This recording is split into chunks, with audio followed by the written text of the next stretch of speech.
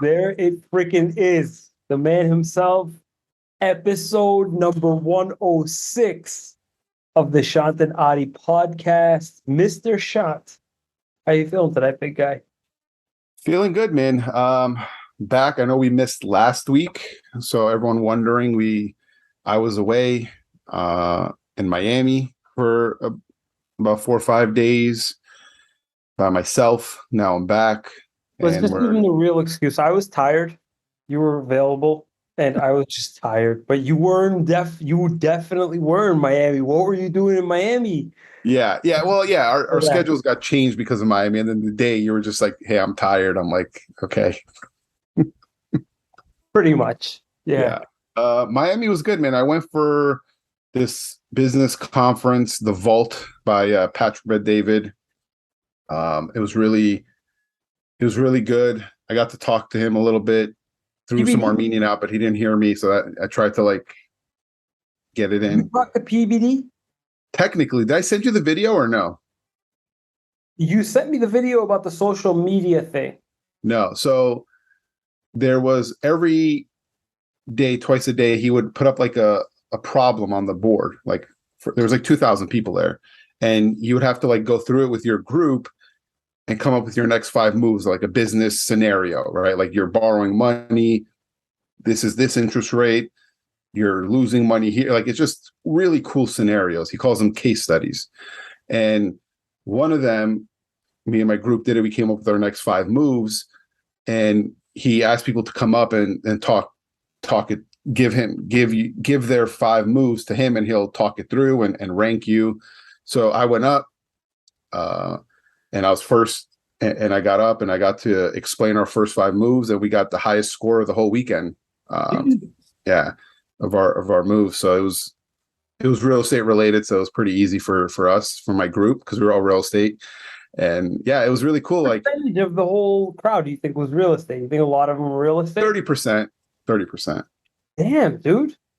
Dude, to real estate people, it's like some of them take this stuff very, very seriously. They really do manage their line of work as a business. And Yeah, it's not something that every single person does. Every single person, they look at real estate as like a different model. Like it's like some people look at it like they're working for a company, and just it's just so interesting to me that every real estate agent doesn't look at it the same. Like every business owner looks at their business as a business, yeah, not a job.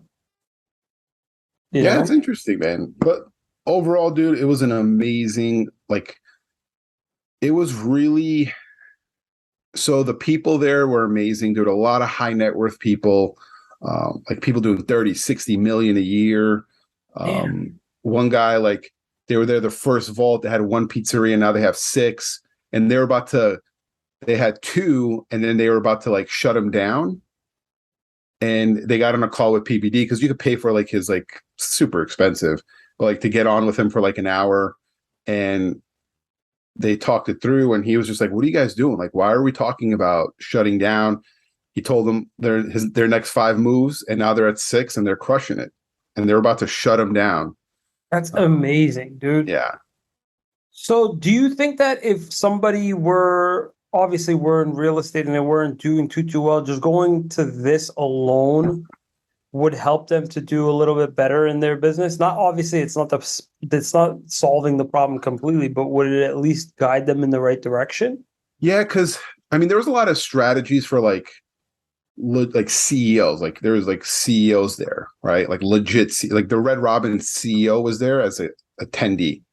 Damn. Okay, so like they're getting strategies on like how to grow your company, right?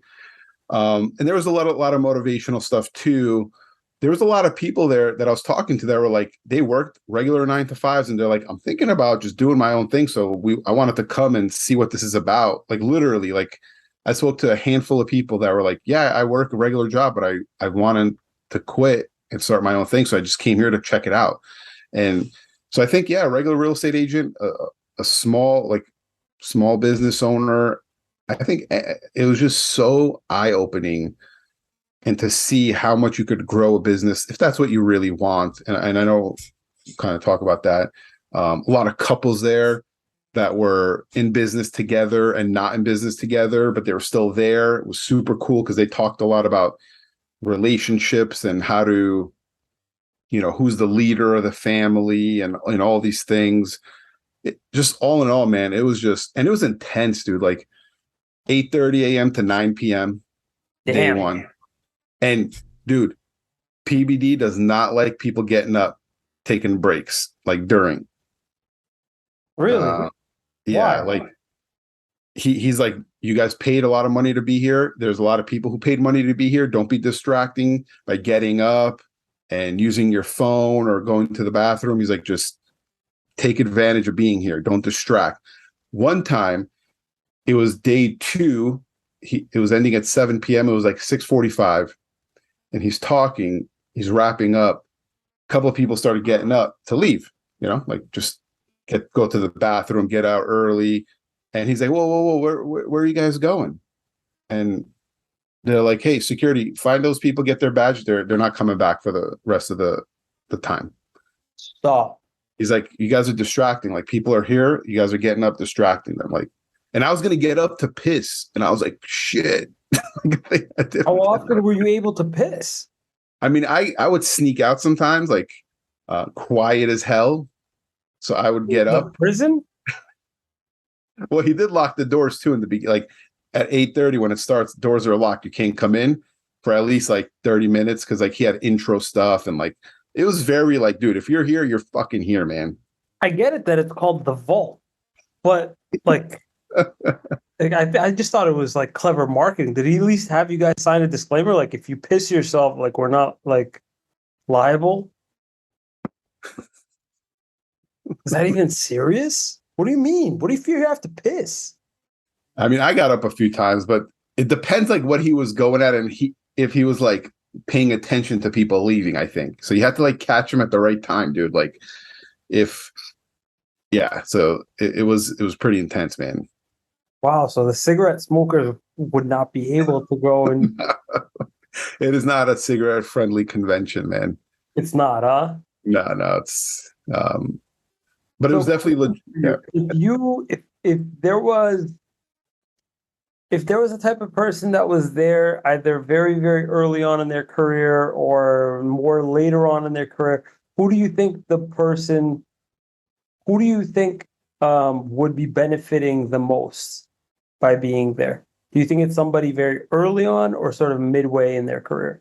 I think midway, someone trying to scale and they're stuck, right? Like let's say they're doing X amount and they're just flatlined a little bit and they're trying to get to that next, I mean, I had dinner with one guy. He was flatlined at about 120,000 a month he was making.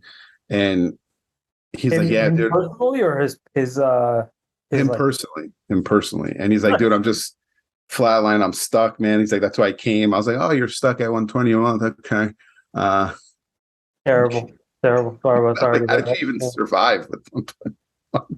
Brutal. And he's like, yeah, I got to get to that 250 a month, man. I'm just like, yeah, I know, it's interesting. Okay. We had dinner with him. He's actually a super nice guy. He's actually from California. He comes out to Arizona, like weirdly, we just randomly had dinner with him. And so we're going to meet up when he comes out. Like super cool guy, dude, like high school dropout. You should forget your wallet that night by accident. Such an Armenian move. Shit. Completely forgot my wallet. Betty's like, oh no, I have my wallet. No, you don't have your wallet. Stop. She's drunk. Just don't listen to her. Fuck. So no, I'm fired up that you were able to go and you actually took this because you were saying that this is not your first time going to them. No, first time to the vault, not first time. You've been at other. I got you. No, I'm super happy. You're a fucking huge fan of PBD, man. Yeah. They actually, so trying to segue over to what I wanted to talk about tonight. They actually have this podcast. I don't know if you're aware of their podcast at all, but they actually do a podcast as well. PBD does, and they have a particular. I was kidding, bro. Like. So they have. You watch their podcast? sometimes, but now I listen to Jed's podcast Oh, interesting. and the other guy. The Adam. so yeah, I Adam. met him. I talked to him. I saw him outside. Did you I was really? like, yeah. I was like, bro, turn the volume down. You talk a little too much, like too high sometimes. He's always fucking. He's like, oh, dude. He's like, come on. I'm like, dude, just tone it down a little bit for us. He's funny, man. He's got a good. So I listened to a little bit of his and a little bit of Jed's. They had some guy on their podcast, both of them, and I think more Adam has him on frequently. His name is Rollo Tomasi, Okay. and he's very, very controversial in his opinions towards women. He's sort of like Andrew Tate, but not as extreme. And I don't know if you're following with what's going on with this guy Andrew Tate. He got banned from Instagram for his views on women and Hmm. marriage. Like he basically has like this old school mentality of like women should be staying at home and like taking care of the household and like shouldn't be complaining about like a lot of things basically. Like women basically should have no rights. I don't think he says that. I've listened to this stuff. He's not that bad. I He's mean, pretty some stuff extreme though. I don't agree with all his stuff, obviously, but like he says some good stuff too that make a lot of sense. It's definitely understandable. And he definitely speaks a lot of truth He behind shouldn't have been banned, I'll tell psychology. you that. Yeah, no, they shouldn't have censored him, bro. They should have just put a disclaimer like this can be triggering or No, you don't. What disclaimer? He's not saying anything violent. He's just saying what he thinks. It's like, well, there could be some psychopaths out there listening to that and like getting motivated to like treat women like shit. yeah, So but you you think a little trigger warning is gonna right. stop? It's not going to stop anything, but just separate this from other content, basically saying like, "Yo, this is like really, really outrageous shit that this guy's about to tell you." Um, which Rollo Tomasi has a book, has a series of books. One of them I listened to last year, which I found a lot of truth in. It's called The Rational Male. They had this guy on, and his views are such that women basically look at guys as either alpha males or beta males. Hmm. And typically marriages don't last because if they do last, they're lasting for the wrong reasons. They're lasting because the man turns into the provider and women tend to lose all respect and attraction for the guy once he becomes the full-blown like beta male provider, or they already are marrying him because he's the beta male provider.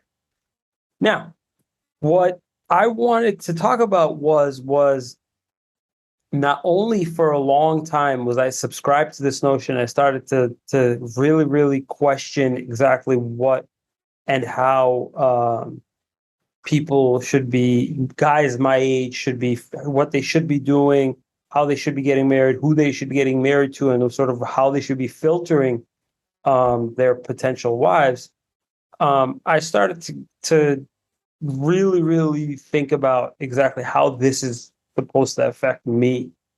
And this guy, Rollo Tomasi, really, really got me thinking about exactly how I should be treating marriage. It almost made me a little bit callous in the way that I was thinking about, um, what a woman's role is now in marriage and how I should be doing all that. However, my opinion about marriage has changed drastically since last year. I've done a lot of listening and hearing a lot of people's opinions and thinking about my own sort of opinion about marriage. And I think I did a 180 from like people like this into my own camp of thinking. Now, just recently I shared this video clip with you on Insta. I want to play that. I want to Hmm. talk about it a little bit, and then I want to play the other one and talk about that with you a little bit as well. Maybe some initial thoughts, maybe some what the truth is behind the statement isn't the Okay, truth. so you're gonna play both, or are you gonna play one? We're gonna talk about it, then you're gonna play the next one. Exactly. I'm gonna play one, then we'll talk about the other one. So let me do this. Let me pull up the video, the first video and the second video, and then we can watch them together. I'm hoping that we're able to share it. But anyway, so here. I'm gonna play the first one, which was what's his face? Oh, Uh, Kevin O'Leary, Kevin O'Leary. What's his face? They call him something. I can't remember. the Shark Tank guy, right? Yeah, it's Shark Tank, but I'm trying to remember. Anyway, Yeah, whatever. It's not important. So Kevin O'Leary on, I think, the Logan Paul podcast. Mr. Wonderful. Mr. Wonderful. There you go. Okay. So I'm going to share it right now. And we can share the sound.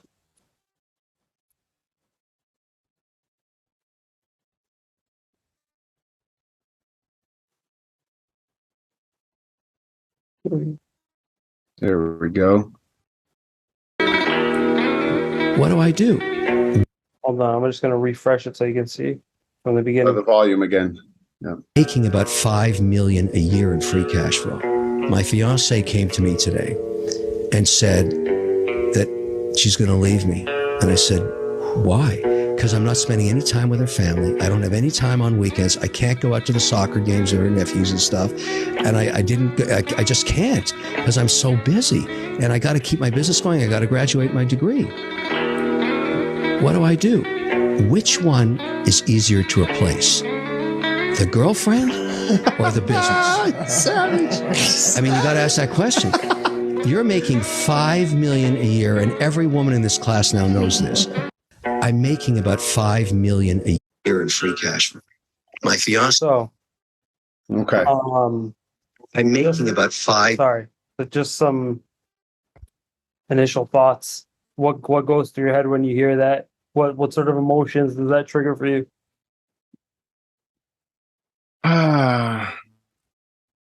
Hang First of on. all, agree or disagree, or is it half agree, half disagree? So I know it's going to come off because the other one we're going to talk about too. I'm definitely, which sounds kind of the cop out answer. It's kind of somewhere in the middle, but I do agree with.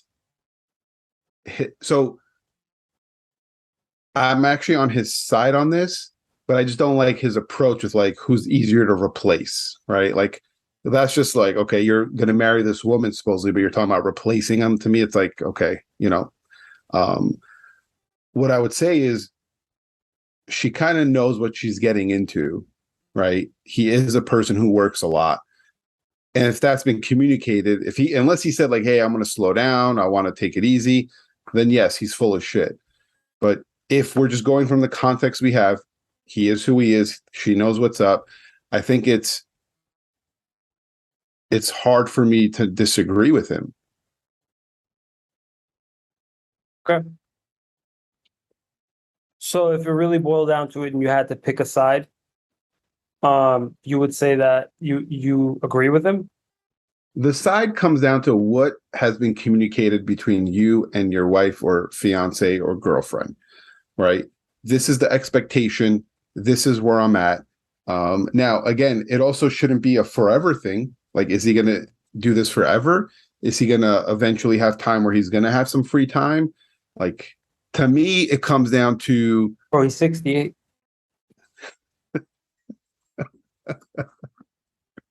He That is one. 68. I just confirmed. Yep, you're Yeah. right. And he's been divorced already. Okay. So I feel like it's sort of like a mindset also. I don't think that I've got a gut feeling that he's a workaholic. He uses work to get away from like his real life.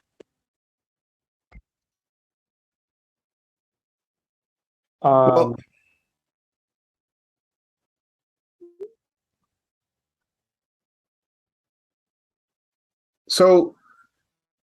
so tell me your side.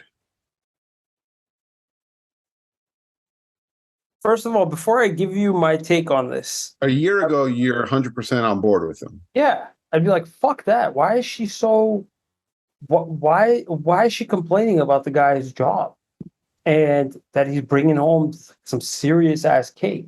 But that's what got in the way of Jeff Bezos and his marriage, or I don't know what got in the way of that. I'm just assuming here, but like clearly the money wasn't enough reason for her to stick around, right?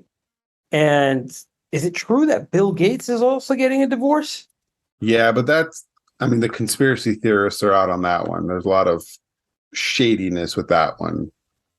I don't think he works as much now. I think he's more a philanthropist than anything. Well, he says there's Vanity Fair is saying, Melinda is saying Bill Gates' work with abhorrent Jeffrey. I'm guessing that they're going to refer to that guy that Epstein, yeah. Yeah. So I guess it definitely has something to do with that. So anyway, Yes, long story short, though, the money is definitely not a reason for them to stay around in a lot of these circumstances. And probably once they figure out that they're perfectly safe with getting a divorce because they're going to get a lot of money, they're like, fuck it, whatever. The drive and the ambition is clearly meaningless to them if there's, certain qualities not involved. However, with regard to the you're working too much thing, why do you think that it would be okay? Why would you think that it would be justifiable for a man to be working too much and for the woman to be okay with that? Why would anybody think that? So let me flip it the other way. So this guy's making $5 million a year cash flow, right? I think he said $5 million a month. No. Anyway, just say whatever. Say yeah, probably more $5 million a month. You're right. And he works a lot, But why is it okay for let's go to the total opposite, a family that is not doing too well, and the husband has to work 6-7 days a week, 15-hour days to get them by. That's acceptable though, right? Just maybe not. No. Okay. Why? At the end of the day, it all boils down to one thing that women are looking for, I think. I think women more than anything are just looking for the most secure life. Maybe we should get a woman on the podcast one day to talk about this. I don't mind. I don't mind talking about this very candidly with a woman. But I think more than anything, they have to feel as though their sense of security is not being threatened. That's, I guess, the first thing that they're looking for. Then it's really not just a question of monetary security, but emotional security too. Mm-hmm. So if there's leaks and cracks in the relationship for too long, eventually the marriage will end. Yeah, I agree. So in the sense that, okay, this woman is seeing money, but there's an emotional bankruptcy. What's the point, Sean? Play the other video. Let's get to that one. And I think that'll make it a lot clearer for everyone listening. The other side. Because you're talking exactly about the other side right now. Right. So let's play this one, and I want to give you my take on why I take one side versus the other.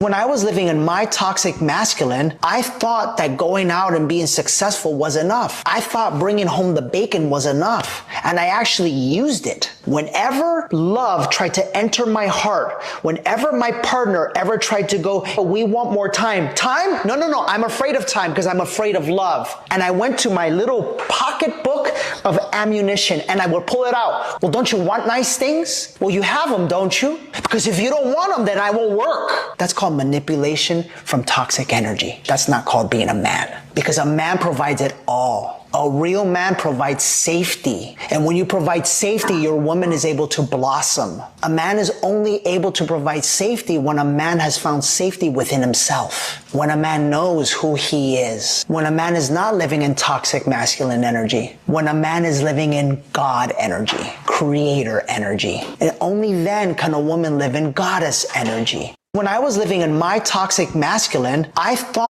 that going out and being successful. So So I 100% agree with that too. Now, this is why I said I agree with Mr. Wonderful. Okay.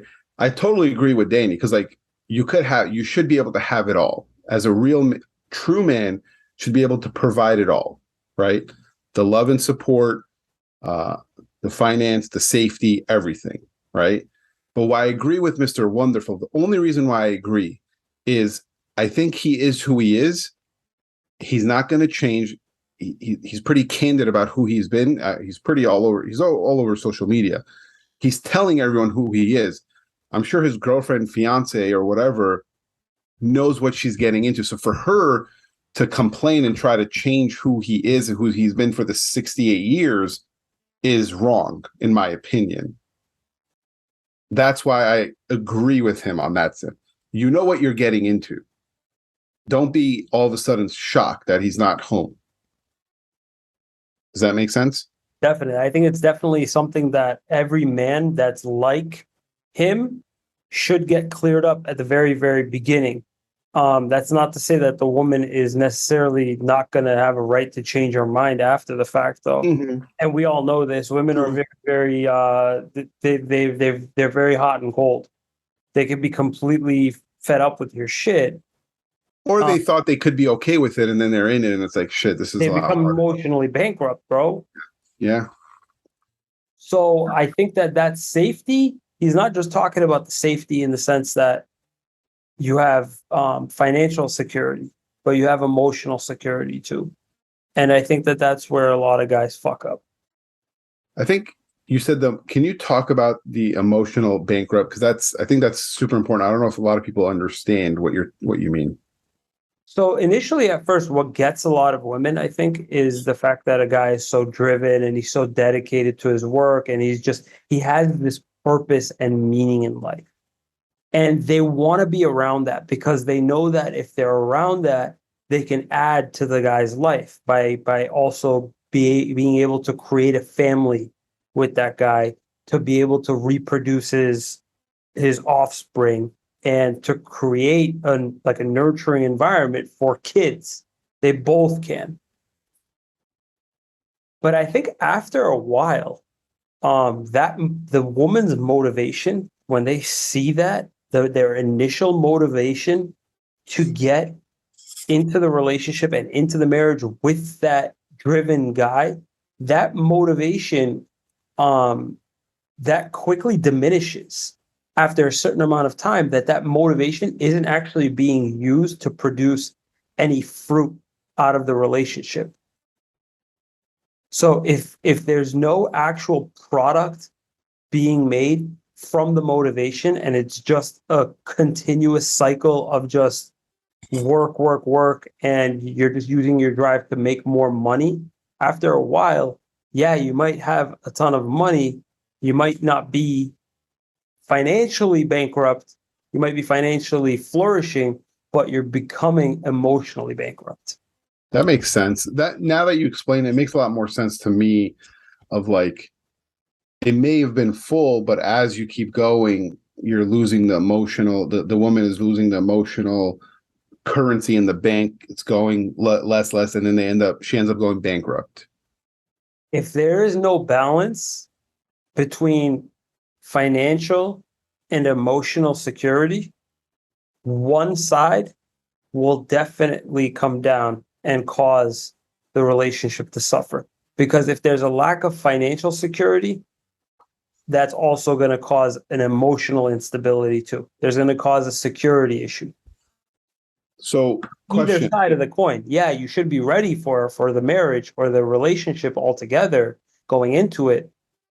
But at the same time, don't think that just because you're ready in the sense that you're financially ready, that means anything. That's any indicator of you being emotionally ready or capable of providing to keep that balance, at an even keel. That's my take on it now.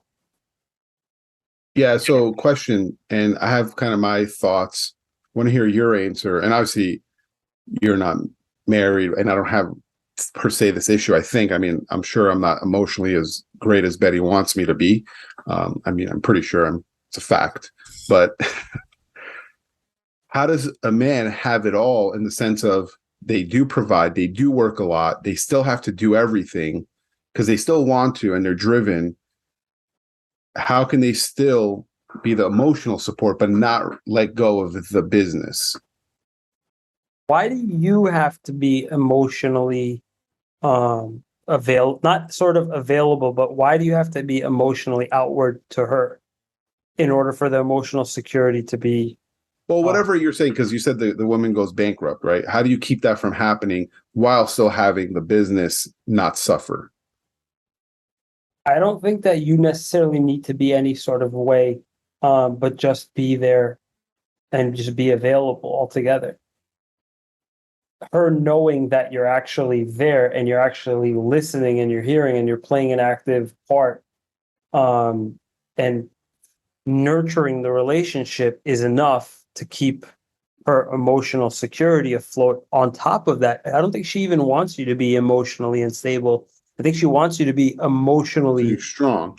very strong, very, very Just secure. Be there. So what I hear you saying, and I think it's like a real man, like a man's man, okay?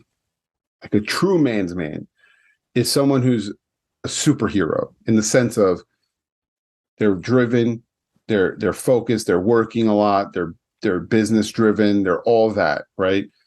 But then they also can be very present. So it's like you're wearing a lot of hats, you're doing a lot of extra, and you're present for your wife, for your kids.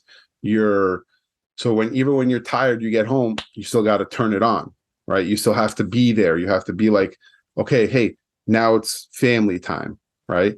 If they go to sleep, then you could work again, right?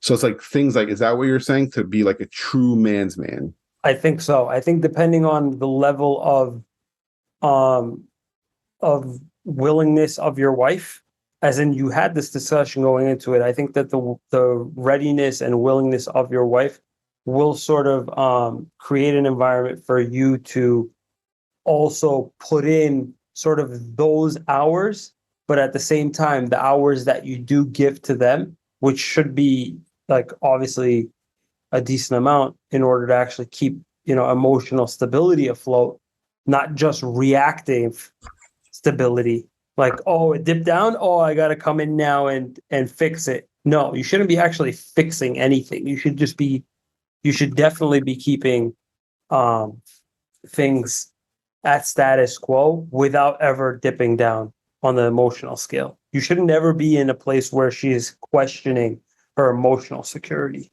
Okay. That's basically your red zone, is her questioning the emotional security of the relationship, not so much you correcting the emotional security. Okay.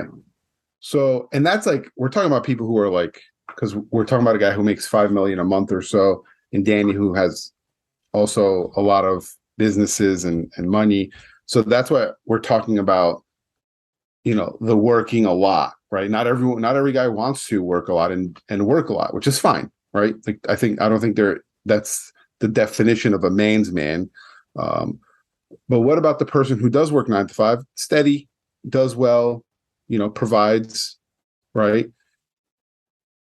And I think the emotional part still has to be there, because I think you're just as guilty if you work the 9 to 5, but then you go out with the boys, you come home, you're watching the game, you're doing this. Isn't that the same thing?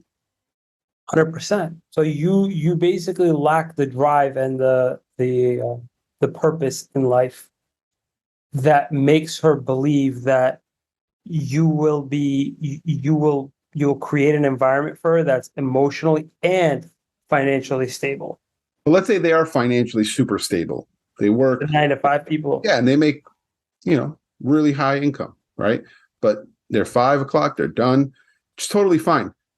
Not everyone has to be this totally driven, successful business owner, right? Like just doesn't make sense. And some people are okay with it. Some families are okay with not having all that. And I think it's perfectly fine. Like, I know people who they're like, dude, I just want to make my 80 to 100 grand, or 100, 120. our family, we're living off 50, dude. We're saving a bunch. We're making, we're going on good vacations. We're fine. Right. But now if they're not also, like I said, now they're okay financially, they're all good. The woman feels secure financially, but then comes home, goes out with the buddies, comes home, watches the game, comes home, is in his phone. Now, isn't that the same thing as Kevin O'Leary?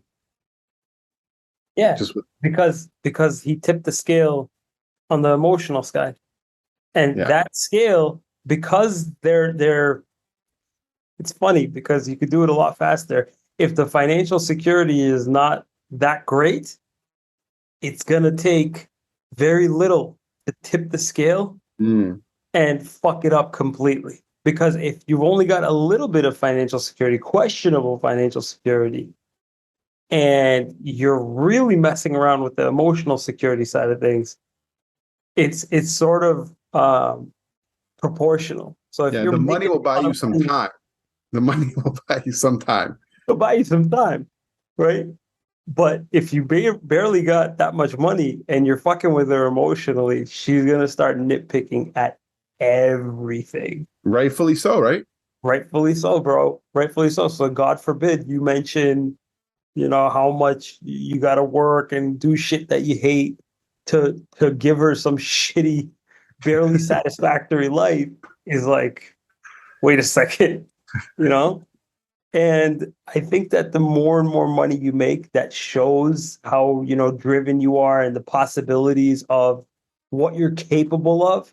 That's what really motivates women. It's like, what else is possible? What else can he do? And I think that that's really, really what gets you through the door. There's a quote that I really, really love. It's called, it says, personality can open doors, but only character can keep them open. Right? Sacco said this, if I'm not mistaken. And Sacco didn't say this. But Your roommate?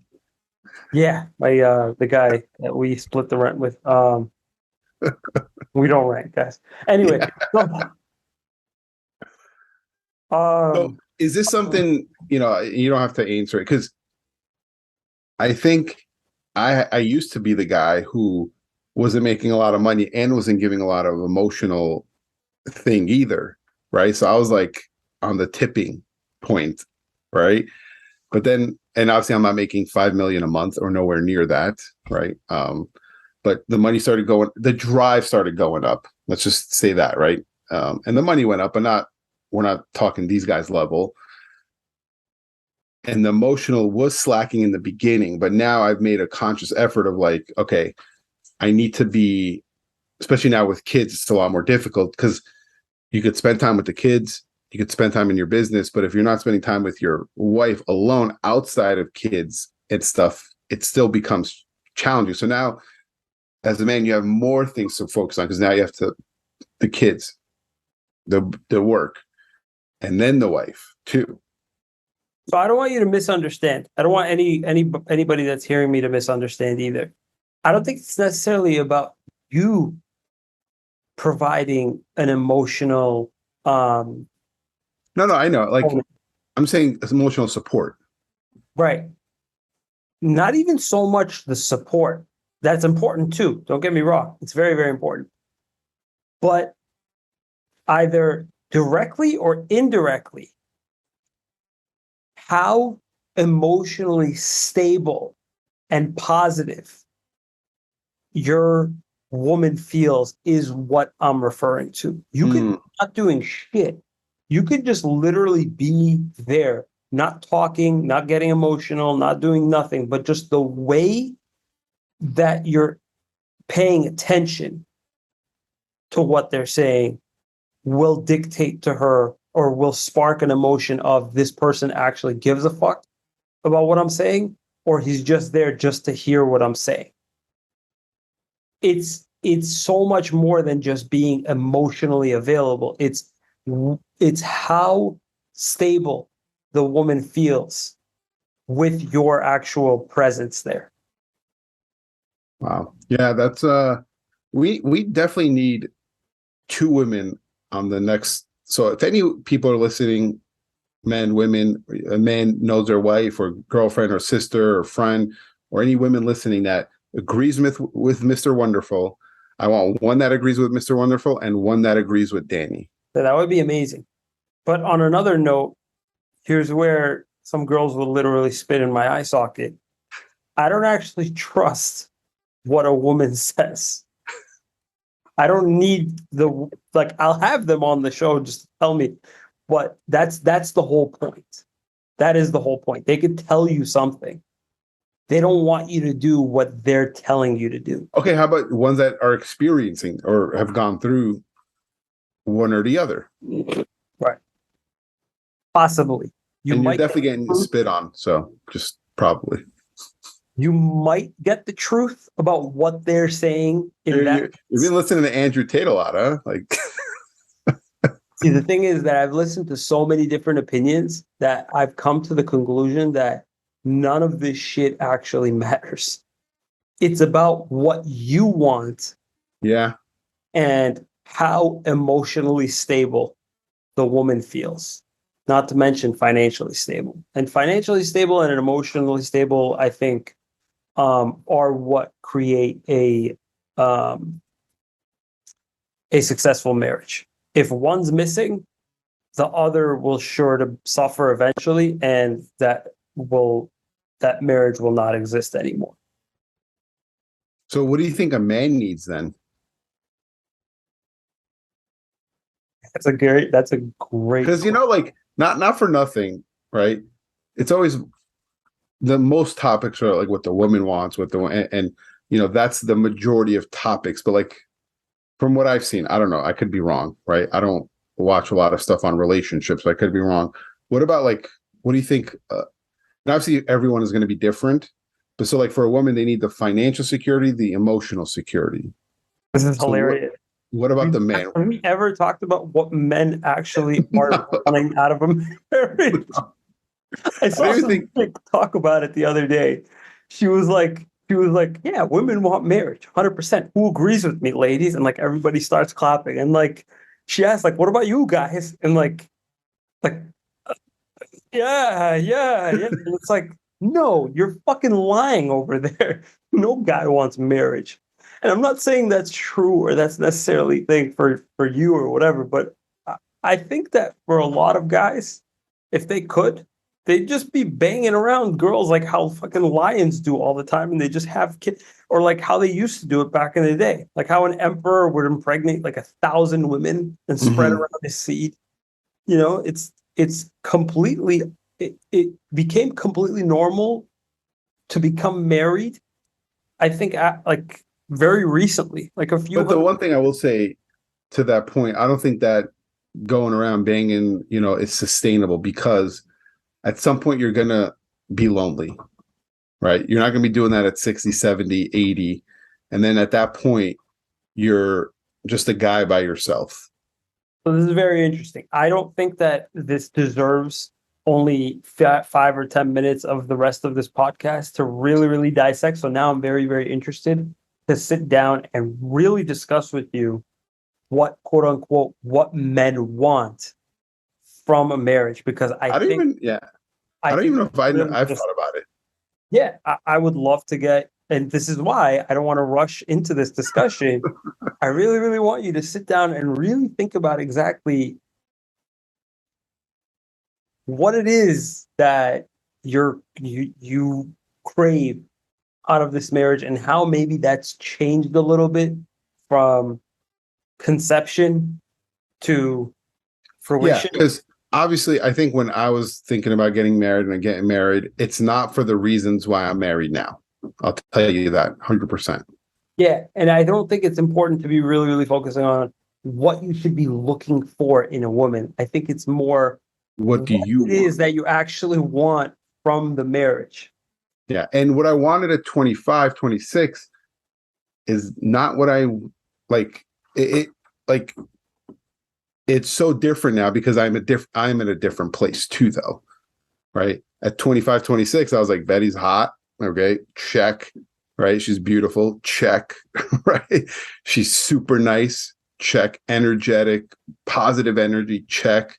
And Armenian, check. Good family, check. Okay, cool. Like, but The Armenian check was a big one. yeah, but now, Now that wasn't even important for you. You're saying later on, like it's just whatever. It was a coincidence that like yeah, you but now if I was to get, like, let's say I was single today and I was looking to get married today, what I needed from a marriage is totally different than what I needed at 25. I'm very, very curious to find this out on the next episode. What should guys be looking for in themselves for marriage? Why should guys get married? Maybe in the meantime, we can try to find some girls that would want to come in and chime in on this. What do you think that they would want their guy to be looking for in the marriage? Wow.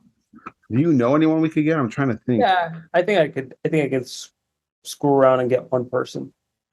Okay. Maybe you can get one person, I can get one person. Yeah, someone who's been lived it would be ideal. Okay, we'll figure it out. However, So anyone listening, hit us up, please. yeah, that would be awesome. However, I hope that I didn't say anything too offensive, and if I did, I'd love to know what it was exactly that was offensive. Yeah, so just for the people out there in the world, if what Adi said was super offensive, just know you could cancel him, but just keep me going, and I will replace him with another Janetian family member. You can bring a taco and see how long that would last. That won't last 3 minutes, bro.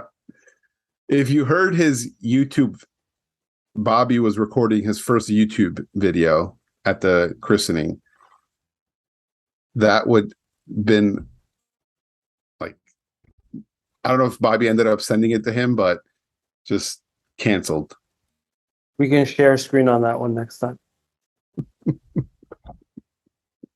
And no, I will not be getting rid of my mustache anytime soon, in case you were wondering. No?